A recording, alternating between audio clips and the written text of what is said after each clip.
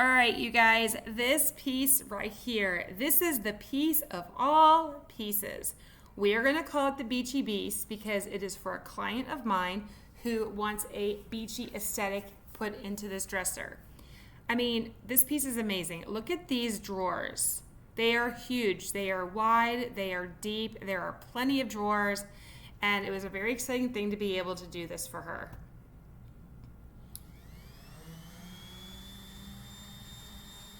So after giving it a nice good scuff sand, I went in and used what's called a liquid sandpaper.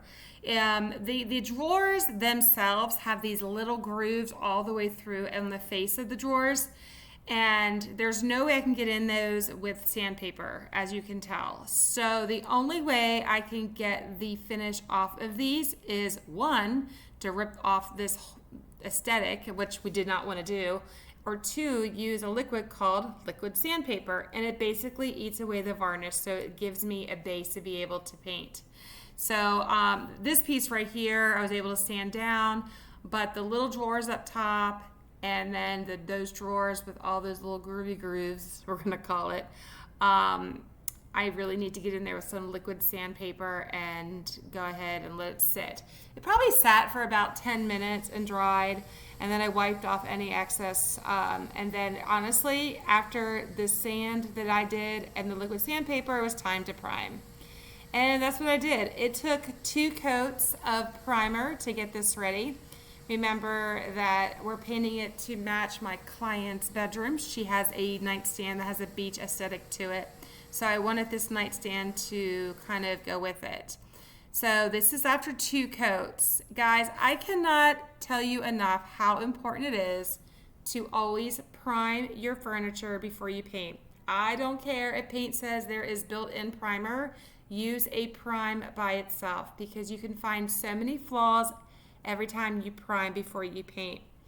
I did 2 coats on this and I still found some nicks and dents that I had to go in and fix. So that's over 2 coats of primer. So prime before you paint. After I primed the first coat, I went in with a 220 grit just to get any kind of roughness out of the wood. Then I went in with a 320. But here's my favorite part. The handles. The handles were such an amazing, fun project to do. I'm going with that beachy look. And she had handles on her nightstand that had the beach look on them. So I decided to take the hardware that was already on it because there was such a little indentation in the hardware.